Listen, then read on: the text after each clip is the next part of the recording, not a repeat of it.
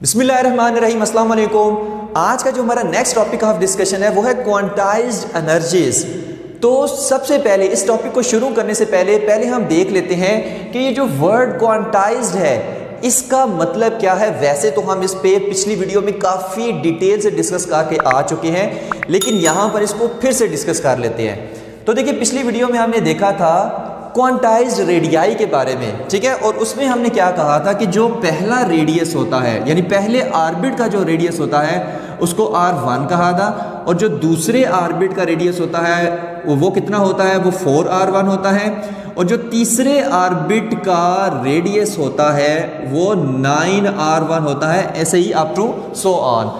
तो यहाँ पर हमने कहा था कि ये जो ऑर्बिट्स हैं, ये जो रेडियाई हैं, ये क्या है, ये रेडियाई, ये क्वांटाइज्ड रेडियाई है। मसलन या तो इलेक्ट्रॉन जो है वो यहाँ पर रिवॉल्व कर सकता है, या इस ऑर्बिट में रिवॉल्व कर सकता है, या इस ऑर्बिट में रिवॉल्व कर सकता है। तो अगर इलेक्ट्रॉन चाहे कि मैं यहाँ कहीं पर ऑर्बिट बना लूँ, यहाँ पर ऑर्बिट बना लूँ, यहाँ पर ऑर्बिट बना लूँ, यहाँ पर ऑर्बिट बना लूँ, तो ऐसा पॉसिबल नहीं है। उसके ये फिक्स्ड ऑर्बिट है, सॉरी फिक्स्ड रेडियाई है। पहले का R1, दूसरा 4R1, तीसरा 9R1। तो यहाँ पर देखिए कि पहला ऑर्बिट और दूसरे ऑर्बिट में काफ़ी ज़्यादा डिस्टेंस है, ठीक है। तो इस सेंस में हम कहते हैं कि ये जो रेडियाई हैं ये क्या हैं, ये क्वांटाइज्ड हैं, कि या तो इलेक्ट्रॉन इधर होगा, या इलेक्ट्रॉन इधर होगा, इस ऑर्बिट में होगा, या इलेक्ट्रॉन इस ऑर्बिट में होगा, दरमियान में कहीं पर भी एग्जिस्ट नहीं कर सकता। यानी इन ऑर्बिट्स को जो हमने सेट कर दिए हैं, इन ऑर्बिट्स के दरमियान में कहीं पर ऑर्बिट नहीं बना सकता। तो ये जो वैल्यूज़ हैं R1, 4R1, 9R1, आगे 16R1, उसके आगे 25R1, ठीक है। तो ये सारी वैल्यूज़ क्या हैं, ये क्वांटाइज्ड हैं। अगर मैं कहूँ कि 3R1 हो जाए, 5R1 हो जाए, 6R1 हो जाए, तो वो पॉसिबल नहीं है। तो ये जो फिक्स्ड वैल्यूज़ आ रही होती है हमारे पास, इन्हों को हम कहते हैं कि ये क्वांटाइज्ड स्टेट्स हैं, ये क्वांटाइज्ड ये रेडियाई आ रहे हैं। तो अब क्वांटाइज्ड एनर्जीज क्या होती हैं। देखिए, इलेक्ट्रॉन अगर ये पहले ऑर्बिट में मूव कर रहे हैं, n=1, ये n=2 सेकेंड ऑर्बिट, और ये n=3 थर्ड ऑर्बिट। तो अगर पहले ऑर्बिट में इलेक्ट्रॉन मूव कर रहा है तो जाहिर है इसके पास कुछ ना कुछ एनर्जी होगी। अगर दूसरे ऑर्बिट में इलेक्ट्रॉन फॉर एग्जांपल मूव कर रहा है तो यहाँ पर उसकी एनर्जी कुछ और होगी, ठीक है। अगर तीसरे ऑर्बिट में इलेक्ट्रॉन मूव कर रहा है तो यहाँ पर उसकी एनर्जी कुछ और होगी, यानी तीनों ऑर्बिट्स में उसकी एनर्जी सेम नहीं होगी। अब फॉर एग्जांपल मैं कहता हूँ कि पहले ऑर्बिट में जो इलेक्ट्रॉन की एनर्जी है, यानी पहले ऑर्बिट की जो एनर्जी है वो है 2, ठीक है। ये मैं अपने पास से वैल्यूज ले रहा हूँ जस्ट समझाने के लिए क्वांटाइज्ड एनर्जीज का कॉन्सेप्ट है। और अगर मैं कह रहा हूँ कि ये जो दूसरा ऑर्बिट है, इस ऑर्बिट की एनर्जी, इस इलेक्ट्रॉन इस ऑर्बिट की एनर्जी, और इस इलेक्ट्रॉन में, इस ऑर्बिट में घूमते हुए इलेक्ट्रॉन की जो एनर्जी है वो क्या है, 4 है, ठीक है। देखिए, अगर मैं कहूँ ना कि ऑर्बिट की एनर्जी या मैं कहूँ इलेक्ट्रॉन की एनर्जी उस ऑर्बिट में घूमते हुए, ठीक है, तो ये दोनों एक ही बातें हैं, ठीक है। कोई अगर कहता है कि ऑर्बिट की एनर्जी 4 है, या आप कहते हैं कि इलेक्ट्रॉन की एनर्जी 4 है, तो एक ही बात है। तो इलेक्ट्रॉन की एनर्जी यहाँ पर 4, यहाँ पर फॉर एग्जाम्पल इलेक्ट्रॉन की एनर्जी है 6, ठीक है। तो देखिए, यहाँ पर इलेक्ट्रॉन की एनर्जी पहले ऑर्बिट में 2, ये मैंने अपने पास से वैल्यूज दी हैं। दूसरे ऑर्बिट में इलेक्ट्रॉन की एनर्जी 4, तीसरे ऑर्बिट में इलेक्ट्रॉन की एनर्जी 6 हो गई है। लेकिन अगर मैं चाह रहा हूं कि इलेक्ट्रॉन यहाँ पर दरमियान पे कहीं पर आए और यहाँ पर ऑर्बिट बनाए और यहाँ पर उसकी एनर्जी हो 3, और यहाँ पर कहीं पर इलेक्ट्रॉन थोड़ी देर के लिए रिजाइड कर ले, खाना पीना कर ले, तो यहाँ पर मैं कह रहा हूँ कि फॉर एग्जाम्पल इलेक्ट्रॉन की एनर्जी हो जाए 5, तो ऐसा पॉसिबल नहीं है। तो ये जो ऑर्बिट की एनर्जी है वो इलेक्ट्रॉन की एनर्जी होगी, यानी कि यहाँ पर अगर 2 है, यहाँ पर 4 है, यहाँ पर 6 है, तो ये क्वांटाइज्ड एनर्जीज हैं। इसके अलावा इनके दरमियान अगर कोई एनर्जी हो जाए इलेक्ट्रॉन की, वो पॉसिबल नहीं है। फिर से बता रहे हैं कि फॉर एग्जाम्पल अगर पहले ऑर्बिट में इलेक्ट्रॉन की एनर्जी है 2, दूसरे में है 4, तीसरे में है 6 है। अगर मैं चाहता हूं कि कहीं पर इलेक्ट्रॉन की एनर्जी हो जाए 3, कहीं पर एनर्जी हो जाए 3.1, 2, 3, 4, 5, कहीं पर एनर्जी इलेक्ट्रॉन की हो जाए 5, कहीं पर एनर्जी हो जाए 5.5, ऐसा पॉसिबल नहीं है। तो यहां पर आप देखिए फिक्स्ड वैल्यूज हैं 2, 4, 6, फॉर एग्जाम्पल अगले की 8 हो जाएगी। ये मैंने अपने पास से वैल्यूज दी हैं। तो ये हमारे पास क्या है, ये क्वांटाइज्ड एनर्जीज है, मतलब फिक्स्ड एनर्जी स्टेट्स है। इनके अलावा इलेक्ट्रॉन की कोई एनर्जी नहीं हो सकती। तो इसी फिनोमेना को हम कहते हैं कि ये क्या है, ये क्वांटाइज्ड एनर्जीज हैं। सही है, तो बस ये चीज़ें इसकी याद रखनी है। तो बाकी देखते हैं कि पहले ऑर्बिट में इलेक्ट्रॉन की एनर्जी कितनी होती है, दूसरे ऑर्बिट में कितनी होती है, तीसरे ऑर्बिट में कितनी होती है। तो वही चीज़ें आज हमने डिस्कस करनी है। ठीक हो गया जी। तो चलते हैं अपने टॉपिक की तरफ।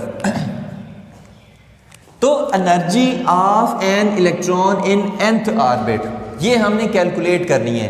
अब nth ऑर्बिट का मतलब क्या है? nth ऑर्बिट का मतलब है अगर n = 1 होगा तो पहला ऑर्बिट हो जाएगा, n = 3 होगा तो तीसरा ऑर्बिट, n = 10 होगा तो 10वां ऑर्बिट। ठीक है, तो इस तरह से हमने सिर्फ nth ऑर्बिट रख दिया कि कोई भी ऑर्बिट हो सकता है। ठीक है, तो उनके लिए जो हमारे पास एनर्जी है ऑफ एन इलेक्ट्रॉन है वो हमने फाइंड करनी है। तो देखिए टोटल एनर्जी, जब इलेक्ट्रॉन न्यूक्लियस के गिर्द रिवॉल्व कर रहा होता है तो तब उसके पास टोटल एनर्जी कितनी होती है?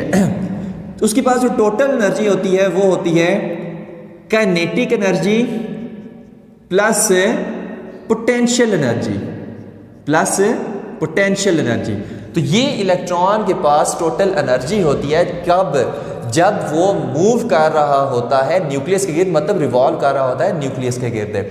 अब यहाँ पर अगर हम सबसे पहले काइनेटिक एनर्जी निकालेंगे या सबसे पहले पोटेंशियल एनर्जी निकालेंगे, फिर काइनेटिक एनर्जी निकालेंगे, फिर उसकी वैल्यूज इसमें पुट करेंगे तो हमारे पास टोटल एनर्जी निकल आएगी। अब वो किस तरह से निकलती है वो चीज़ देखते हैं। देखिए सबसे पहले हम निकालते हैं पोटेंशियल एनर्जी। ठीक है, पोटेंशियल एनर्जी, पोटेंशियल एनर्जी हम सबसे पहले ऑफ एन इलेक्ट्रॉन कर लेते हैं। ठीक है, तो पोटेंशियल एनर्जी कितनी है सबसे पहले हम वो निकालेंगे, उसके बाद काइनेटिक एनर्जी निकालेंगे, उसके बाद उसमें पुट करेंगे तो आंसर आ जाएगा। अब पोटेंशियल एनर्जी का बड़े मजे का कॉन्सेप्ट है। अगर ये न्यूक्लियस है हमारे पास और ये इसके गिर्द हमारे पास ये एटम है जिसका ये एरिया है। ठीक है, फॉर एग्जाम्पल फर्स्ट ऑर्बिट है यहाँ पर, और फर्स्ट ऑर्बिट n = 1 कर लें, फर्स्ट ऑर्बिट। तो इस पे भी आने से पहले सबसे पहले हम देख लेते हैं कि पोटेंशियल एनर्जी क्या होती है। याद रखिए कि जो पोटेंशियल एनर्जी होती है वो किसी न किसी फोर्स की वजह से होती है। अगर किसी रीजन में फोर्स नहीं है तो उसमें कोई भी पोटेंशियल एनर्जी नहीं होगी। सबसे पहले ये अपने माइंड में बात बिठा ले। अब जैसे मार्कर है, मार्कर को अगर मैं छोड़ दूं, ठीक है, ये बोर्ड मार्कर अगर मैं इसको छोड़ दूं तो क्या होगा, ये नीचे गिरेगा। लेकिन क्यों गिरेगा भाई? इस पर ग्रेविटेशन फोर्स एक्ट कर रही है, अट्रैक्शन की फोर्स एक्ट कर रही है जो इसको अपनी तरफ खींच रही है कि ये नीचे गिर जाए। लेकिन अगर मैं कह रहा हूं कि मैं उस फोर्स के अंदर इसको मूव करा रहा हूं यहां से लेकर यहां तक, तो इसकी पोटेंशियल एनर्जी इंक्रीज होगी। यहां से लेकर यहां तक तो इसकी पोटेंशियल एनर्जी और ज़्यादा इंक्रीज होगी। लेकिन अगर इसको नीचे खींचने वाली फोर्स ना हो तो क्या इसकी पोटेंशियल एनर्जी इंक्रीज होगी? फिर इसकी कोई पोटेंशियल एनर्जी नहीं होगी, इसकी जीरो पोटेंशियल एनर्जी होगी। फिर अगर मैं इसको यहाँ से छोड़ भी दूँ तो हवा में तैरता रहेगा, फिर इसके पास कोई पोटेंशियल एनर्जी नहीं होगी। यानी कि इससे हमें पता चला कि पोटेंशियल एनर्जी होती है वो किसी न किसी फोर्स की वजह से होती है। ऐसा ही है। तो यहाँ पर जैसे एक स्प्रिंग है, स्प्रिंग को वैसे कंप्रेस करता हूँ, उस पर फोर्स अप्लाई करता हूँ, कुछ ना कुछ डिस्टेंस कवर करता है यानी वर्क होता है। फोर्स अप्लाई करता हूँ तो वो कंप्रेस हो जाता है, तो उसमें एक एनर्जी स्टोर हो जाती है जिसको हम कहते हैं इलास्टिक पोटेंशियल एनर्जी। तो अगर मैं फोर्स अप्लाई ही ना करूँ तो उसमें कोई इलास्टिक पोटेंशियल एनर्जी होगी? नहीं होगी। यानी कि पोटेंशियल एनर्जी किस वजह से? फोर्स की वजह से आती है। तो देखिए यहाँ पर एक न्यूक्लियस जिसमें सिर्फ एक ही प्रोटॉन है, ठीक है, और अगर मैं कहूँ कि इसके इस रीजन में फॉर एग्जाम्पल जस्ट समझने के लिए n = 1 को छोड़ दें, जस्ट समझने के लिए ये समझ लें कि यहाँ पर जो इसकी न्यूक्लियस की ये जो फोर्स है वो सिर्फ इस रीजन में एक्ट कर रही है, सिर्फ इस रीजन में। इस रीजन से बाहर कोई न्यूक्लियस की फोर्स एक्ट नहीं कर रही, और इस पे क्या है, सिर्फ एक ही प्रोटॉन है, +1 चार्ज, ठीक है। अब मैं क्या करता हूं कि यहां पर एक इलेक्ट्रॉन लेके आता हूं, यहां पर एक इलेक्ट्रॉन लेके आता हूं और साथ ही साथ एक पॉजिटिव चार्ज लेके आता हूं। एक इलेक्ट्रॉन लेके आया और एक छोटू सा पॉजिटिव चार्ज भी लेके आया। अब यहां पर देखिए पॉजिटिव चार्ज को ये न्यूक्लियस क्या करेगा, रिपेल करेगा पॉजिटिव चार्ज को। जाहिर है अब देखें इन पे क्या होगी, इलेक्ट्रिक फोर्स एक्ट करेगी, किस पे, नेगेटिव चार्ज पे भी और पॉजिटिव चार्ज पे भी इलेक्ट्रिक फोर्स एक्ट करेगी। अब इस पॉजिटिव चार्ज को वो किधर धकेलेगी, पीछे की तरफ, मतलब बाहर की तरफ, इस तरह से। तो इस पे जो फोर्स लगेगी वो कौन सी, वो रिपल्सिव फोर्स लगेगी, यानी रिपल्शन की फोर्स लगेगी। सही है, इलेक्ट्रिक फोर्स कौन सी लगेगी, रिपल्सिव फोर्स। ठीक हो गया। और जो इलेक्ट्रॉन है, नेगेटिव चार्ज है, ये वाला पॉजिटिव चार्ज है, तो इस पे अट्रैक्शन की फोर्स लगेगी। इस पे कौन सी लगेगी, अट्रैक्शन की फोर्स लगेगी। ठीक हो गया। एक चीज तो ये, तो यहां से हमें एक बात पता चली कि जो पॉजिटिव चार्ज है ये वाला, इस पे भी फोर्स लग रही है, और ये जो नेगेटिवली चार्ज इलेक्ट्रॉन है इस पे भी फोर्स लग रही है। तो अगर इन पे फोर्स लग रही है तो यानी कि इसका मतलब है कि इनके अंदर यानी कुछ ना कुछ पोटेंशियल एनर्जी भी फिर है। ठीक है, पोटेंशियल एनर्जी फोर्स की वजह से ही आती है। ठीक है, यानी कि इसमें कोई ना कोई पोटेंशियल एनर्जी है। अब इसके पास किसी ना किसी फोर्स के अंडर है ना, तो इसके पास पॉजिटिव चार्ज है, इसके पास भी पोटेंशियल एनर्जी है, और ये नेगेटिव चार्ज, इसके पास भी पोटेंशियल एनर्जी मौजूद है। अब यहाँ पर पोटेंशियल एनर्जी पॉजिटिव भी हो सकती है, पोटेंशियल एनर्जी नेगेटिव भी हो सकती है। तो देखें दोनों पे फोर्स क्या लग रही है, अपोजिट डायरेक्शन में। पॉजिटिव चार्ज इधर, इलेक्ट्रॉन है अट्रैक्ट हो रहा है, पॉजिटिव चार्ज रिपेल हो रहा है। ठीक है, तो पॉजिटिव चार्ज पे की जो पोटेंशियल एनर्जी होगी उसको हम पॉजिटिव लेंगे, और जो नेगेटिव चार्ज की पोटेंशियल एनर्जी होगी, ठीक है, इस पे अट्रैक्टिव फोर्स लग रही है, तो इसको हम नेगेटिव लेंगे, माइनस पोटेंशियल एनर्जी। तो ये तो होगी कि हम कैसे देखें कि किसकी नेगेटिव पोटेंशियल एनर्जी, किसकी पॉजिटिव पोटेंशियल एनर्जी। लेकिन ऐसा क्यों होता है, देखिए जो पॉजिटिव चार्ज है ना, ये हमारे पास बाउंडेड नहीं है, यानी कि ये अपनी मर्जी के साथ बाहर जा सकता है, बाहर घूम फिर सकता है। यानी यहां से फॉर एग्जाम्पल मैंने ऐसे इसको पकड़ के रखा हुआ है, अगर मैं इसको छोड़ दूं तो बेहतरीन किस्म का ऐसे बाहर चला जाएगा, यानी ये बाउंडेड नहीं है। ठीक हो गया, तो इस वजह से इसकी जो पोटेंशियल एनर्जी वो पॉजिटिव है। अब अगर इलेक्ट्रॉन है, क्या मैं इसको छोड़ दूं तो ये बाहर चला जाएगा, नहीं जाएगा। अगर मैं इसको छोड़ दूं तो न्यूक्लियस के और ज्यादा करीब आ जाएगा, ऐसे ही है। यानी कि ये इलेक्ट्रॉन जो है ये बाउंडेड सिस्टम के अंदर है, ये बाउंड हुआ है, इस वजह से जो इसकी पोटेंशियल एनर्जी है वो नेगेटिव में है। ठीक हो गया, तो इलेक्ट्रॉन की जो पास पोटेंशियल एनर्जी वो नेगेटिव है, और जो पॉजिटिव उसके पास पोटेंशियल एनर्जी में, और जो पॉजिटिव चार्ज है उसके पास पोटेंशियल एनर्जी पॉजिटिव में। ठीक हो गया। लेकिन आज का हमारा मकसद क्या है कि जो हमारे पास है, अगर हम यहाँ पर फिर बात करेंगे सिर्फ और सिर्फ इलेक्ट्रॉन और न्यूक्लियस की, तो यहाँ पर है अगर हम देखें, इस सारे को मैं अब ख़त्म कर रहा हूँ, मैं कह रहा हूँ कि अब मैं कह रहा हूँ कि ये फर्स्ट ऑर्बिट है n=1, और इसमें इलेक्ट्रॉन रिवॉल्व कर रहा है। ठीक है, और इस पे इलेक्ट्रॉन रिवॉल्व कर रहा है, ये इसका क्या है, रेडियस है इस ऑर्बिट का। अब इस इलेक्ट्रॉन क्योंकि रिवॉल्व कर रहा है, मोशन कर रहा है, लिहाजा इसके पास काइनेटिक एनर्जी होगी, क्योंकि काइनेटिक एनर्जी मोशन की वजह से होती है, तो इसके पास काइनेटिक एनर्जी होगी। और चूंकि इस पे अट्रैक्टिव फोर्स भी लग रही है, न्यूक्लियस इसको अपनी तरफ अट्रैक्ट भी कर रहा है। ठीक है, तो इसके पास पोटेंशियल एनर्जी भी होगी, और पोटेंशियल एनर्जी वो क्या होगी, वो नेगेटिव होगी। वो क्या होगी, वो नेगेटिव पोटेंशियल एनर्जी होगी। तो ये चीज इसमें याद रखनी है। तो इसको फिर हम निकाल लेते हैं पोटेंशियल एनर्जी को। यहां पर देखें पोटेंशियल एनर्जी फिर इसकी क्या आएगी, पोटेंशियल एनर्जी जो इसकी आएगी वो नेगेटिव ऑफ वर्क के इक्वल होगी। ठीक है, मतलब जितना उस पर वर्क हो रहा है। अब ये क्या कहानी हुई, देखिए अगर एक स्प्रिंग है, स्प्रिंग पे मैं वर्क करता हूं, बस फोर्स अप्लाई करता हूं, कुछ ना कुछ वो डिस्टेंस कवर करता है, स्प्रिंग पे मैं ऐसे वर्क करता हूं तो स्प्रिंग कंप्रेस हो जाता है। उसमें कौन सी एनर्जी स्टोर हुई है, इलास्टिक पोटेंशियल एनर्जी।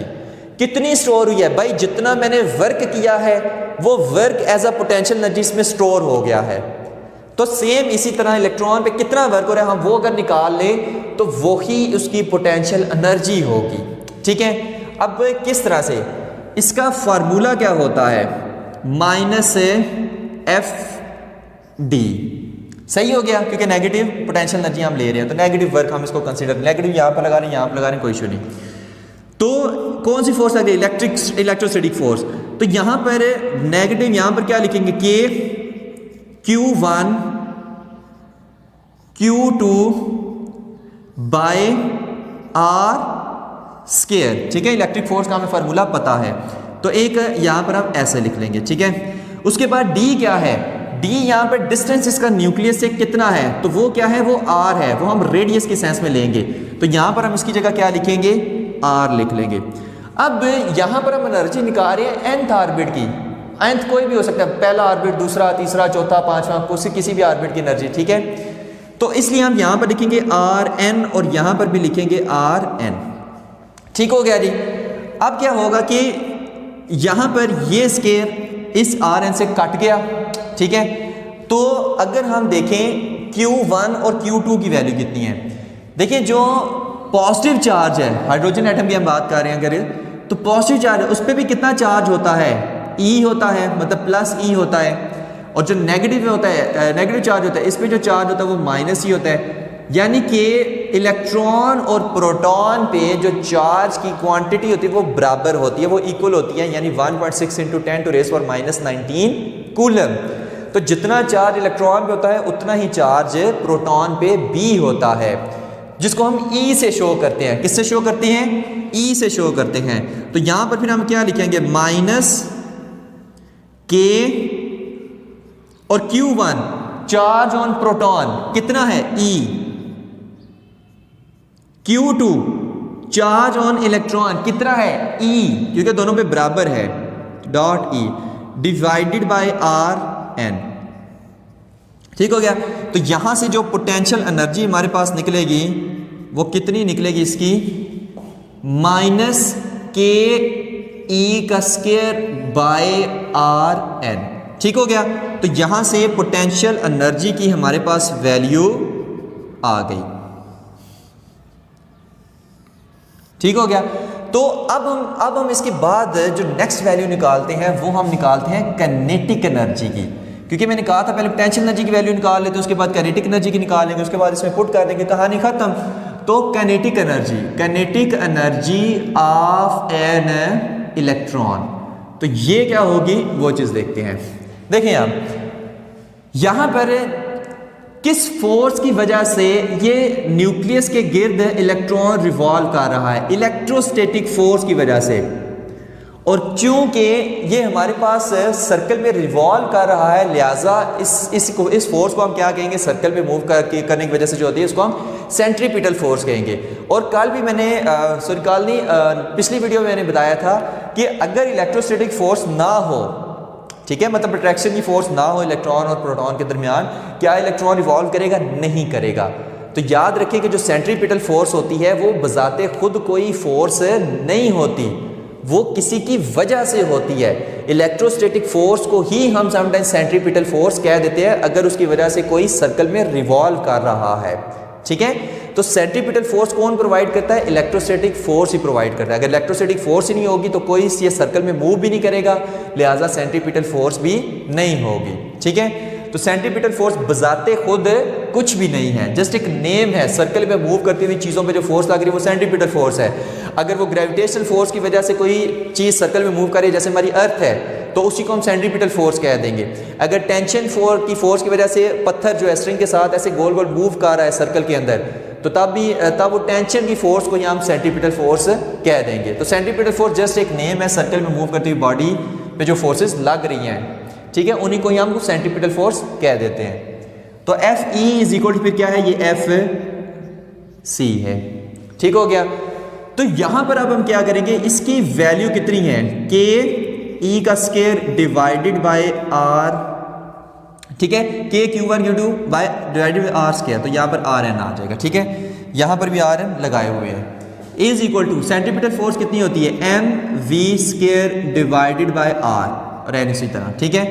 अब ये इससे काटने जाएगा, ऐसा ही है, तो यहां पर क्या बच जाएगा, KE² डिवाइडेड बाय Rn, और यहां पर क्या बच जाएगा, mv², ठीक है। अब हम क्या करेंगे कि दोनों साइड्स को 1/2 से मल्टीप्लाई कर देंगे काइनेटिक एनर्जी की वैल्यू निकालने के लिए। तो यहां भी 1/2 लगा लें, यहां भी 1/2 लगा लें, इससे कोई फर्क नहीं पड़ता, मैथमेटिकल में इस तरह कर सकते हैं। अब अगर गौर से देखें तो ये ½ क्या बनता है, काइनेटिक एनर्जी नहीं बनता, ऐसे ही ना। काइनेटिक एनर्जी क्या होता है, ½ तो यहां पर फिर हम क्या लिखेंगे कि kinetic energy is equal to 1/2 KE² divided by Rn। तो ये हमारे पास क्या निकल आई है, काइनेटिक एनर्जी की वैल्यू निकल आई है। यानी हमारे पास दो वैल्यू निकल आई, पोटेंशियल एनर्जी भी निकल आई, काइनेटिक एनर्जी भी निकल आई। अब इन दोनों को उठाकर इधर पुट करें, कहानी खत्म, ठीक हो गया। तो यहाँ पर फिर हम इसको पुट कर देते हैं। तो अगर इसको इक्वेशन 3 का नाम दें, इसको इक्वेशन 2 का नाम दें, इसको इक्वेशन 1 का नाम दें, तो आप यहाँ पर क्या लिखेंगे कि पुट इक्वेशन 2 एंड 3 इन 1, ठीक है, इन इक्वेशन 1। तो जब इसमें ये दोनों वैल्यूज पुट करेंगे, ये वाली और ये वाली, तो क्या आंसर आएगा, energy, total energy of an electron, किसके काइनेटिक एनर्जी कितनी है, 1/2 ke का स्क्वायर डिवाइडेड बाय Rn, और प्लस यहां पर क्या आएगा, माइनस ke का स्क्वायर बाय Rn आ जाएगा, ठीक है। और यहां से फिर क्या आएगा, 1/2 ke का square divided by Rn minus ke का स्क्वायर डिवाइडेड बाय Rn आ जाएगा, ठीक हो गया। तो ये हमारे पास टोटल एनर्जी की वैल्यू आ गई। अब यहां से हम क्या करेंगे कि ke का स्क्वायर को कॉमन ले लेंगे, तो ke का square divided by Rn common आ गया, अंदर क्या बचा, 1/2 माइनस 1 अंदर बच गया, ठीक हो गया। अब इससे नेक्स्ट हम निकालते हैं, और नेक्स्ट हम यहाँ से इसको रेज करने वाले हैं, ठीक है, इसको देख लेना है। यहाँ से इसको भी रेज कर देते हैं, क्योंकि यहाँ पर थोड़ी सी जगह ज़्यादा घेरनी होगी। अच्छा, यहाँ पर तो E इज इक्वल टू एक लाइन इधर लगा देते हैं, E is equal to ke का स्क्वायर डिवाइडेड बाय Rn, और यहां पर क्या आएगा, इसका जब हम एलसीएम लेंगे 2 इधर चला जाएगा, तो 1 - 2 -1 आ जाएगा, तो -1/2 आ जाएगा, तो -1/2। E is equal to minus ke का स्क्वायर डिवाइडेड बाय 2Rn आ जाएगा। ये हमारे पास क्या है, टोटल एनर्जी है। अब नेगेटिव साइन क्या शो कर रहा है कि इलेक्ट्रॉन की है, और इलेक्ट्रॉन एक बाउंडेड सिस्टम के अंदर है, ठीक हो गया। यहां पर अब माइनस ke का स्क्वायर बाय 2Rn, अब k क्या है, कांस्टेंट है, E क्या है, कांस्टेंट है, 2 क्या है, कांस्टेंट है, लेकिन Rn कांस्टेंट नहीं है। ये radii change, n = 1, n = 2, n = 3, ठीक है, रेडियस बढ़ता जाएगा। तो यहां पर Rn की फिर आप वैल्यू पुट करेंगे, तो E is equal to minus ke का स्क्वायर डिवाइडेड बाय 2, और Rn की वैल्यू जो हमने पिछले टॉपिक में निकाली थी, यानी पिछली वीडियो में निकाली थी, वो कितनी थी, n² h² ओवर 4 पाई का स्क्वायर mke का स्क्वायर आएगा, ठीक है। तो ये हमने वैल्यू पिछले टॉपिक में निकाली थी Rn की, जो हमने यहां पर पुट कर दिया है। अब इसको जब सॉल्व करेंगे तो क्या आंसर आएगा, E is equal to negative ke का स्क्वायर डिवाइडेड बाय 2 आ जाएगा, और यहां पर 4 पाई का स्क्वायर mke का स्क्वायर ऊपर चला जाएगा, 4 पाई का स्क्वायर mke का स्क्वायर ऊपर चला गया, और ये n² h² बेचारा उधर ही रह गया, ठीक हो गया।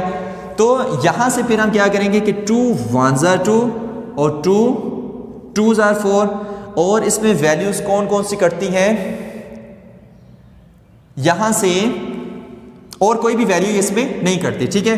तो वैल्यू क्या आएगी, E इज इक्वल टू, यहां पर 1/n² को आप क्या करें, बाहर ले आए, 1/n² को बाहर ले आए, और अंदर क्या वैल्यू बचेगी, यहां पे -1/n², तो -1/n² को बाहर ले आए, तो अंदर क्या वैल्यू बचेगी, ke का स्क्वायर, और यहां पर 2 बाहर ले आए, पाई का स्क्वायर, और m, ये यहां से ना इसको डायरेक्ट कर लेते हैं, ठीक है, इसको हम डायरेक्ट करेंगे। डायरेक्ट किस तरह से करेंगे, यहां पर देखिए, यहां पर भी k है, यहां पर भी k है, तो क्या हो जाएगा, k² हो जाएगा, तो 2 पाई का स्क्वायर और k का स्केयर, यहाँ पर e स्केयर है, यहाँ पर भी e स्केयर है, तो e की पावर 4 हो जाएगा। ठीक हो गया। तो 2 पाई का स्केयर, k का स्केयर, e का स्केयर और यहाँ पर m उसी तरह और डिवाइडेड बाय h स्केयर आ जाएगा। ठीक है, तो ये हमारे पास क्या आ जाएगी, वैल्यू आ जाएगी। 2 पाई का स्केयर, k का स्केयर, e की 4, m ओवर h का स्केयर। अब यहाँ पर देखिए ये सारी वैल्यूज क्या है, ये कांस्टेंट हैं। e is equal to -1 by n का स्केयर और ये सारी वैल्यू क्या है, कांस्टेंट है। किस तरह से, pi square constant, k constant, e constant, m constant, h constant. तो ये सारी वैल्यूज क्या है, ये सारी वैल्यूज कांस्टेंट हैं। अब अगर ये सारी वैल्यूज कांस्टेंट है तो इनकी वैल्यू कितनी निकलेगी। तो देखिए यहाँ पर जब हम इसकी वैल्यू पुट करेंगे ना, यहाँ पर जब हम इसकी वैल्यू पुट करेंगे, किसकी, पाई की वैल्यू 3.14, के की वैल्यू 9 × 10⁻⁹, ई की वैल्यू 1.6 × 10⁻⁻19, एम की वैल्यू 9.1 × 10⁻31, एच की वैल्यू 6.63 × 10⁻34, तो वो सारी जब हम वैल्यूज पुट करेंगे तो इस चीज़ का जो आंसर हमारे पास आएगा वो कितना आएगा, e is equal to -1 by n का स्केयर और अंदर जो आंसर आएगा वो क्या आएगा, 13.6 आ जाएगा। ठीक है, 13.6 इलेक्ट्रॉन वोल्ट आ जाएगा। ठीक है, तो यहाँ पर अगर एनर्जी है तो वहाँ पर भी एनर्जी, क्योंकि इक्वेशंस बैलेंस होती हैं, तो E is equal to -13.6 electron volt है। ठीक है, तो अगर मैं निकालना चाहता हूँ पहले ऑर्बिट की एनर्जी तो किस तरह से निकलेगी वो चीज़ देखते हैं। देखिए पहले ऑर्बिट की अगर आपको एनर्जी निकालनी है, अगर आपको पहले ऑर्बिट की एनर्जी निकालनी है तो कुछ भी नहीं करना, simple n is equal to 1 निकाल देना फॉर फर्स्ट ऑर्बिट,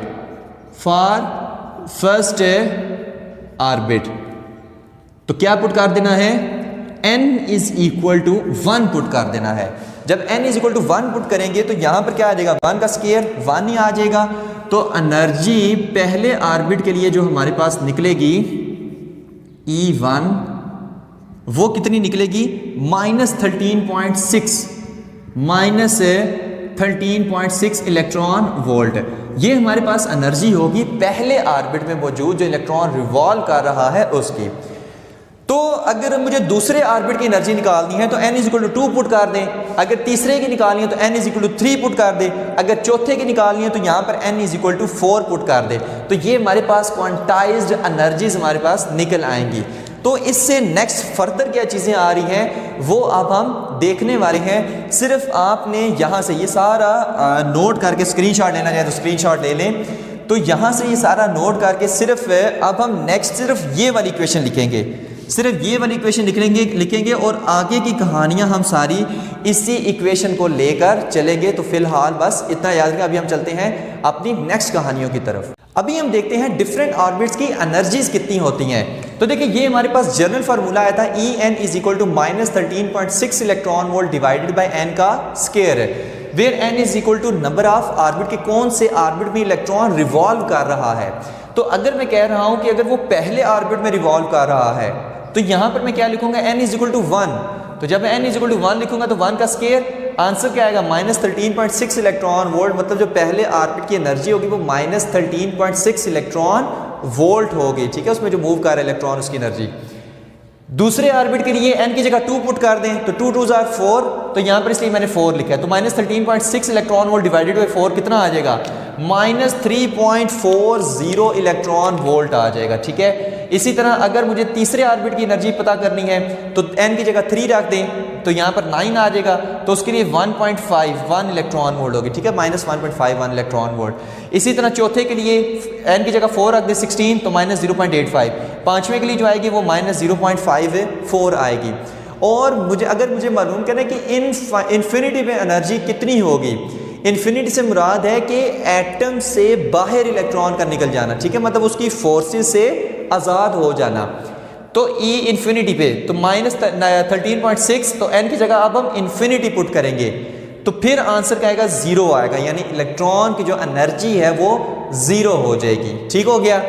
तो अब यहाँ पर आपको देख के पता चल रहा होगा कि आप समझ रहे होंगे कि इस तरह से एनर्जीज बांटी है कि पहले में 13.6 की जी बहुत ज़्यादा एनर्जी होगी, दूसरे में 3.40 है कम एनर्जी, 1.51 है कम, 0.85 कम, 0.54 कम, इन्फिनिटी पे 0।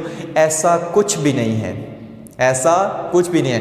देखिए साथ में नेगेटिव का साइन लगा हुआ है, साथ में नेगेटिव नेगेटिव नेगेटिव नेगेटिव, यानी ये वाली वैल्यू सबसे कम है, ये वाली वैल्यू उससे ज्यादा है, ये वाली वैल्यू उससे ज्यादा है, ये वाली वैल्यू उससे ज्यादा है, लेस नेगेटिव होती जा रही है ना, ये वाली वैल्यू उससे ज्यादा है, ये वाली वैल्यू उससे ज्यादा है, यानी इन सबसे जीरो भी बड़ा है। सही है, तो कम यहाँ ये वाली वैल्यू कम, ये ज्यादा, ये ज्यादा, ये ज्यादा, ये ज्यादा, जीरो और ज्यादा है, तो जीरो वैल्यू ज्यादा है इनसे। अब जैसे ना अगर मैं कहूँ कि -10 बड़ा है या -1 बड़ा है, तो -1 बड़ा होता है, ठीक है, -1 बड़ा होता है, -2 छोटा होता है, -3 और छोटा होता है, -10 और छोटा होता है, यानी नेगेटिव में वैल्यू जितनी बढ़ती जा रही है तो वैल्यू जो है वो उतनी ज़्यादा कम आती है, उतनी ज़्यादा वो कम हो जाती है, ठीक है। तो -1 बड़ा है, -10 छोटा है, इसलिए आज से पहले ऑर्बिट की एनर्जी सबसे कम होगी, मतलब जो इलेक्ट्रॉन मूव कर रहा है पहले ऑर्बिट में उसकी एनर्जी सबसे कम होगी, ठीक है। दूसरे ऑर्बिट की एनर्जी उससे ज़्यादा, तीसरे ऑर्बिट की एनर्जी उससे ज़्यादा, चौथे ऑर्बिट की एनर्जी उससे ज़्यादा, ठीक है। इसी तरह वैलेंस ऑर्बिट में जो इलेक्ट्रॉन मूव कर रहा होता है उसकी एनर्जी सबसे ज़्यादा होती है, उसको थोड़ी सी एनर्जी दे वो आज़ाद हो जाएगा, ठीक है। तो ये चीज़ याद रखनी है। अब अगर मैं कह रहा हूँ कि इसमें सिर्फ 2 ऑर्बिट बना लेते हैं, तो पॉजिटिव ये, और यहाँ पर क्या है एक ऑर्बिट, और ये दूसरा ऑर्बिट, ठीक है। तो पहले ऑर्बिट में कितनी एनर्जी 13.6, -13.6, और दूसरे में -3.40, ठीक है। ऐसे ये बहुत सारे ऑर्बिट हैं, और यहां पर क्या है इन्फिनिटी है, ठीक है। यहां पर क्या है कोई ई एनर्जी क्या, ये इन्फिनिटी है, यानी कि यहां पर न्यूक्लियस की कोई फोर्स एक्ट नहीं कर रही। तो जहां पर इलेक्ट्रॉन, अगर मैं कह रहा हूं इलेक्ट्रॉन यहां पर पहुंच गया, तो जहां पर इलेक्ट्रॉन चला जाता है, जहां पर न्यूक्लियस की फोर्स एक्ट उस पर नहीं करती, उस पॉइंट को हम इन्फिनिटी कह देते हैं। मसलन इतना सा एरिया एटम का, मैं कह रहा हूं ऐसे इलेक्ट्रॉन उसके अंदर घूम रहा है और इलेक्ट्रॉन इससे बाहर आ गया, तो इसकी फोर्स से आज़ाद हो गया, तो हम कहेंगे कि ये इन्फिनिटी पे पहुंच गया, ठीक हो गया। तो इस सेंस में एनर्जी एट इन्फिनिटी। अब ये क्या है, ये वाला ऑर्बिट n = 1, ये वाला n = 2। अब अगर मुझे इलेक्ट्रॉन को आज़ाद करवाना है, मैं चाहता हूं कि ये इस एटम को छोड़कर चला जाए, यानी इन्फिनिटी पे पहुंच जाए, तो मुझे क्या करना पड़ेगा, पहले ऑर्बिट में से इलेक्ट्रॉन को आज़ाद कराने के लिए 13.6 इलेक्ट्रॉन वोल्ट एनर्जी देनी पड़ेगी बाहर से। लेकिन वो कौन सी एनर्जी होगी, वो पॉजिटिव एनर्जी होगी, यानी पॉजिटिव 13.6 इलेक्ट्रॉन वोल्ट एनर्जी इस इलेक्ट्रॉन को देनी पड़ेगी, जिसको ये एब्जॉर्ब करके इलेक्ट्रॉन इन्फिनिटी पे पहुंच जाएगा, मतलब एटम को छोड़कर चला जाएगा। उस एनर्जी को हम कहेंगे आयनाइजेशन एनर्जी, ठीक हो गया। आयनाइजेशन एनर्जी पे फिर से दोबारा भी आते हैं, फिलहाल इतना याद रखें। अब पॉजिटिव क्यों देनी पड़ेगी भाई, क्यों हम पॉजिटिव 13.6 इलेक्ट्रॉन वोल्ट दें, ठीक है। देखिए यहाँ पर जो इलेक्ट्रॉन की एनर्जी होती है इन्फिनिटी पे, वो कितनी होती है, इन्फिनिटी पे एनर्जी होती है 0, सही है। अब मैंने पहले ऑर्बिट से, गौर से इसको सुनना है, पहले ऑर्बिट से इसको इन्फिनिटी पर पहुंचाना है, मतलब एटम की गिरफ्त से ही आजाद करा देना इसको, ठीक है। तो फिर ये क्या हुआ, हाइयर इसको शेल कंसीडर कर लें, इन्फिनिटी पर पहुंचाना है, हाई इसकी एनर्जी वैल्यू, और ये क्या है लोअर, तो इसको हम ई पी कह देते हैं, और ई इन्फिनिटी से, मतलब ई पी से ई इन्फिनिटी तक हमने लेकर जाना है। तो कितनी एनर्जी हमें चाहिए, तो फिर जो हमें एनर्जी चाहिए होगी वो E infinity minus E P चाहिए होगी,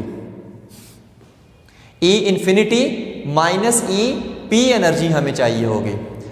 तो ई इन्फिनिटी तक पहुंचाना है, कहां से, ई पी से लेकर, ई पी से ई इन्फिनिटी तक पहुंचाना है, और ई पी कितने हैं, -13.6 इलेक्ट्रॉन वोल्ट, ठीक है।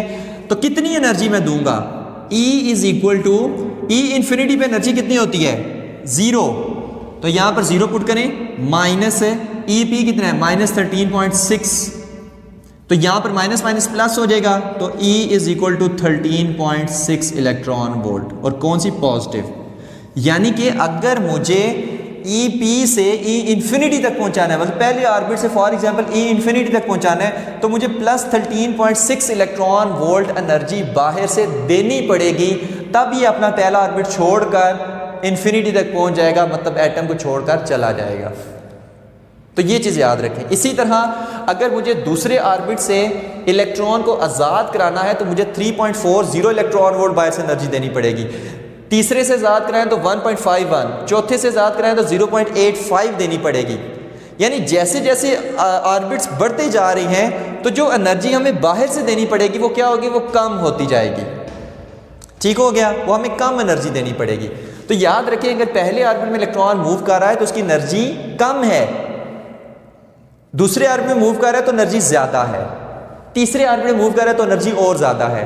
और valence shell outermost orbit में अगर इलेक्ट्रॉन मूव कर रहा है तो उसकी एनर्जी सबसे ज्यादा होती है इलेक्ट्रॉन, ठीक है, इस एटम में। तो अगर उसको आजाद करा रहे भाई उसके पास पहले ही इतनी ज्यादा एनर्जी है, तो मैं बाहर से उसको थोड़ी सी एनर्जी दूंगा तो वो उसको अब्जॉर्ब करके फौरन भाग जाएगा। ठीक हो गया। तो ये चीज याद रखनी है कि उसके पास पहले ही वैलेंस ऑर्बिट में बहुत ज्यादा एनर्जी है, तो उसको मैं थोड़ी सी एनर्जी दूंगा फौरन में अब्जॉर्ब करके भाग जाएगा। तो इसलिए वैलेंस में सबसे ज्यादा एनर्जी होती है, उसको बाहर से थोड़ी सी एनर्जी दी तो भाग जाएगा। लेकिन पहले ऑर्बिट में इलेक्ट्रॉन की एनर्जी सबसे कम होती है, तो इस वजह से वहां पर यानी यहां पर जाकर इलेक्ट्रॉन मूव कर रहा है तो बहुत थोड़ी सी एनर्जी है उसके पास, और उस बेचारे को इस एटम से बाहर निकलने के लिए बहुत ज्यादा एनर्जी चाहिए क्योंकि उसकी अपनी एनर्जी बहुत कम है।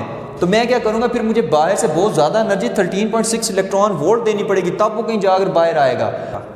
तो ये चीज याद रखनी है कि ऊपर जाते हुए इलेक्ट्रॉन की एनर्जी कम होती जाती है, लेकिन ऊपर जाते हुए जो हमें बाहर से उल्ट हो गया, याद रखिए कि ऊपर जाते हुए इलेक्ट्रॉन की जो एनर्जी है वो ज्यादा होती जाती है, पहले ऑर्बिट में काम, फिर ज्यादा, फिर ज्यादा, फिर ज्यादा। और ऊपर जाते हुए जो हमें बाहर से एनर्जी देनी पड़ती है उस इलेक्ट्रॉन को निकालने के लिए, वो कम होती जाती है। पहले ऑर्बिट से इलेक्ट्रॉन को निकालना है तो ज़्यादा एनर्जी देनी पड़ेगी, दूसरे में से कम, तीसरे में से अगर निकालना है तो कम एनर्जी, चौथे में से अगर इलेक्ट्रॉन को बाहर निकालना है तो और कम एनर्जी देनी पड़ेगी। तो ये वाले कॉन्सेप्ट आपने हमेशा याद रखने हैं। अब हम इसके लास्ट में कुछ चीज़ें आती हैं, ग्राउंड स्टेट क्या होती है, एक्साइटेड स्टेट क्या होती है, आयोनाइज स्टेट क्या होती है, आयोनाइजेशन पोटेंशियल क्या होता है, वो चीज़ देख लेते हैं। ठीक है, तो ग्राउंड स्टेट कौन सी होती है, लोवेस्ट एनर्जी स्टेट। मतलब फॉर एग्जांपल ये पहला ऑर्बिट है, ये दूसरा ऑर्बिट है, ये हमारे पास तीसरा ऑर्बिट है, तो इसमें सबसे ज़्यादा लो एनर्जी स्टेट कौन सी है, ये पहले ऑर्बिट की, तो ये हमारे पास क्या होगी, ये ग्राउंड स्टेट होगी। ठीक है, तो लोवेस्ट एनर्जी इस ऑर्बिट की होती है, उसको हम ग्राउंड स्टेट कहते हैं। एक्साइटेड स्टेट क्या होती है कि अगर इलेक्ट्रॉन पहले से जंप करके दूसरे में चला जाए तो हम कहते हैं इलेक्ट्रॉन एक्साइट हो गया, तो ये इसकी फर्स्ट एक्साइटेड स्टेट है। अगर ये दूसरे से तीसरे पे जंप करके चला जाए तो ये इसकी सेकंड एक्साइटेड स्टेट है। तो अगर इलेक्ट्रॉन लोअर ऑर्बिट से हायर ऑर्बिट में जंप कर दे तो हम कहते हैं कि ये वो एक्साइटेड स्टेट में जंप करके इलेक्ट्रॉन एक्साइट हो गया है। ठीक है, नेक्स्ट कॉन्सेप्ट आता है एक्साइटेशन पोटेंशियल का। अब देखिए मैं बार बार कह रहा हूं कि मुझे बाहर से एनर्जी इलेक्ट्रॉन को देनी पड़ेगी तब वो बाहर आएगा। अब एनर्जी मैं कैसे दे सकता हूं, देखिए दो तरीकों से दे सकता हूं कि ज़्यादा इधर कोई गंद मच गया है कि न्यूक्लियस है और ये इलेक्ट्रॉन इसमें मूव कर रहा है, तो अगर मुझे इस इलेक्ट्रॉन को बाहर निकालना है तो दो तरीकों से दे सकता हूँ एनर्जी। फॉर एग्जाम्पल पहला ऑर्बिट है तो मुझे यहाँ से बाहर से फोटोन भेजना पड़ेगा, कौन सा, 13.6 इलेक्ट्रॉन वोल्ट एनर्जी का, कि जो इस इलेक्ट्रॉन से टकराएगा इसको एनर्जी देगा और ये इलेक्ट्रॉन बाहर आ जाएगा। तो एक तरीका तो ये है कि इलेक्ट्रॉन को बाहर निकालने का ऑर्बिट से, कि मैं बाहर से कोई फोटोन भेजूं उतनी एनर्जी का, तो तब इलेक्ट्रॉन बाहर आ जाएगा।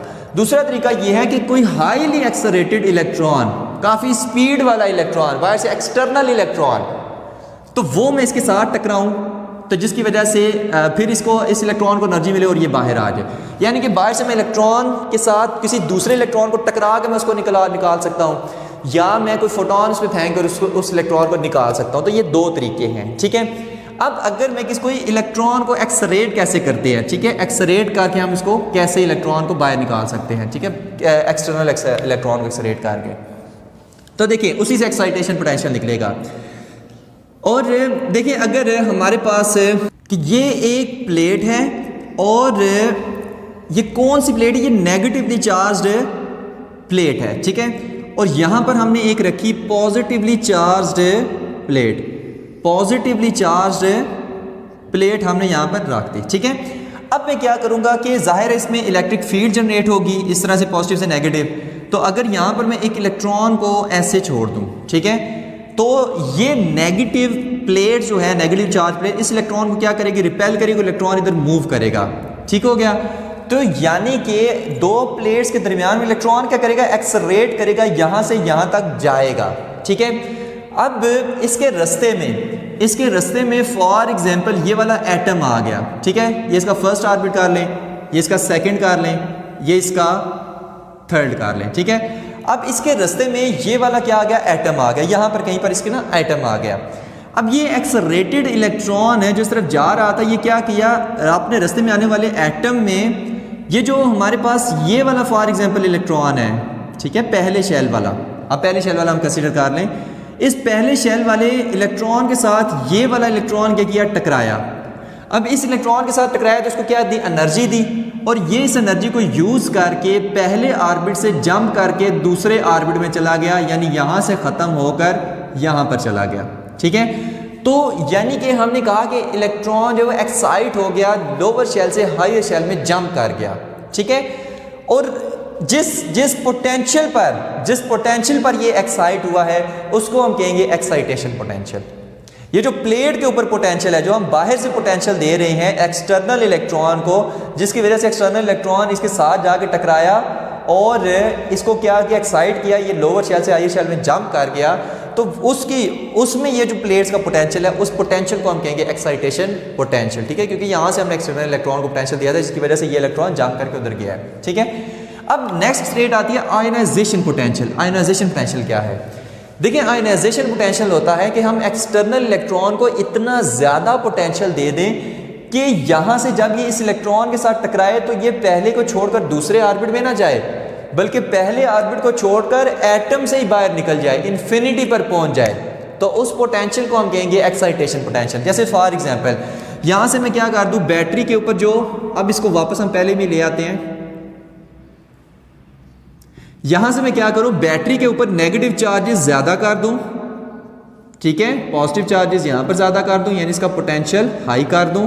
तो क्या होगा? पहले जो इलेक्ट्रॉन ऐसे स्लो जा रहा था, ठीक है, उसका एक्सेलरेशन कम एक्सेलरेट हुआ था, अब क्या करेगा? ऐसे स्पीड में जाएगा, यानी उसका हमने क्या किया? उसकी जो एक्सेलरेशन है वो ज्यादा हो गई, यानी हाई एक्सेलरेटेड हो गया, ठीक है। क्यों? मैंने यहाँ पे पोटेंशियल ज्यादा कर दी प्लेट से, तो हाईली एक्सेलरेटेड हो गया। और इतना ज़्यादा एक्सेलरेट हुआ कि जब ये एटम इसके रास्ते में आया, तो ये जब इलेक्ट्रॉन इस इलेक्ट्रॉन के साथ टकराया तो इसको इतना इसने एनर्जी दी कि ये इलेक्ट्रॉन इस एटम को छोड़कर इन्फिनिटी पर पहुंच गया, मतलब इस एटम को छोड़कर ही चला गया, आज़ाद हो गया, ठीक है। तो इस पोटेंशियल पर इस पोटेंशियल पर, ये जो अब प्लेट का पोटेंशियल है, इस पोटेंशियल को हम कहेंगे आयोनाइजेशन पोटेंशियल, कि जिस पे इलेक्ट्रॉन पहले से दूसरे ऑर्बिट या दूसरे से तीसरे ऑर्बिट या चौथे से पांचवें ऑर्बिट पर ना जाए, जिस पोटेंशियल पर जो इलेक्ट्रॉन है वो एटम ही छोड़कर चला जाए, कि जब वो एक्सेलरेटेड इलेक्ट्रॉन उस पोटेंशियल पर एक्सेलरेट होकर इस ऑर्बिट में मूव करते हुए इलेक्ट्रॉन के साथ टकराए, तो उसको इतनी एनर्जी दे कि ये इलेक्ट्रॉन इस एटम को छोड़कर चला जाए, बाहर चला जाए, कि जहाँ पर मतलब ये एटम की इस न्यूक्लियस की कोई फोर्स एक्ट नहीं कर रही, तो तब ये जो प्लेट का पोटेंशियल होगा उसको हम कहेंगे आयोनाइजेशन पोटेंशियल, ठीक है। अब लास्ट में बात कर लेते हैं आयोनाइज स्टेट और आयोनाइजेशन एनर्जी की, ठीक है। थोड़ी सा इसमें 1-2 मिनट और लगेंगे कि देखें यहाँ पर जब हमने इसको आयोनाइजेशन पोटेंशियल दिया, ठीक है, तो इलेक्ट्रॉन क्या किया? यहाँ से इसको छोड़कर बाहर चला गया, तो एटम पे क्या आ गया? +1 चार्ज आ गया, यानी एटम आयोनाइज्ड हो गया। ऐसा ही है, ठीक है, यानी ये क्या होगा? ये आयोनाइज्ड हो गया, तो यानी आयंस बन गया, ठीक है। इलेक्ट्रॉन छोड़ के गया तो एटम क्या बन गया? ये एक आयन बन गया, तो आयन बन गया, तो इसी स्टेट को हम इसकी कहेंगे आयोनाइज स्टेट, ठीक है। और आयोनाइजेशन एनर्जी क्या होगी कि the minimum amount of energy required to remove an electron from an atom is called ionization energy, यानी कि वो मिनिमम एनर्जी जो इलेक्ट्रॉन को रिक्वायर्ड है इस एटम से रिमूव करने के लिए उस एनर्जी को हम कहेंगे आयनाइजेशन एनर्जी। और वो एनर्जी किस पे मिलेगी? अगर हम एक्सेलरेटेड इलेक्ट्रॉन के जरिए से इसको निकाल रहे हैं तो वो एनर्जी हमें आयनाइजेशन पोटेंशियल पे मिलेगी। आयनाइजेशन पोटेंशियल पे जो इस इलेक्ट्रॉन को एनर्जी मिलेगी उसको हम आयनाइजेशन एनर्जी कहेंगे, जिसको एब्जॉर्ब करके, जिसको यूज़ करके ये इलेक्ट्रॉन इस एटम से बाहर निकल जाएगा, तो उस एनर्जी को कहेंगे आयनाइजेशन एनर्जी। तो ये था हमारा आज का topic quantised energies. Hope so कि आपको सारा समझ आ गया होगा। Thank you very much. अल्लाह हाफिज़।